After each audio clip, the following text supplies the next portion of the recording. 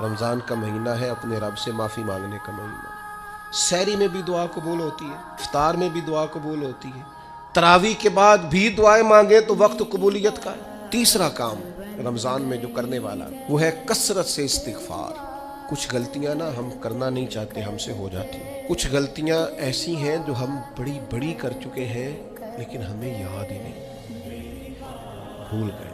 کچھ خطائیں ہم سے ایسی سرزد ہوتی ہیں جو لاشعوری میں ہو جاتی، ہمیں سمجھ نہیں ہوتی کہ یہ خطا ہے اور اتنی بڑی ہے۔ کسی شخص کو بعض اوقات کوئی ایسی بات کہہ دیتے ہیں کہ ہماری نظر میں وہ بات معمولی ہوتی ہے، پر وہ بیچارہ ساری رات سو نہیں سکتا۔ رمضان کا مہینہ ہے اپنے رب سے معافی مانگنے کا مہینہ، اس سے توفیق مانگنے کا مہینہ، اس کے حضور حاضر ہونے کا مہینہ۔ میں آپ کی خدمت میں عرض کروں، حضرت عائشہ صدیقہ فرماتی ہیں نبی پاک نے فرمایا صلی اللہ تعالیٰ علیہ وسلم، جس سے اللہ نے قیامت والے دن حساب پوچھ لیا نا، اس کے لیے مشکل ہو جائے۔ حساب بھئی یسیرہ یہ ہے کہ وہ مہربانی فرمائے اور فیصلہ جب کرے تو کرے ہی درگزر والا۔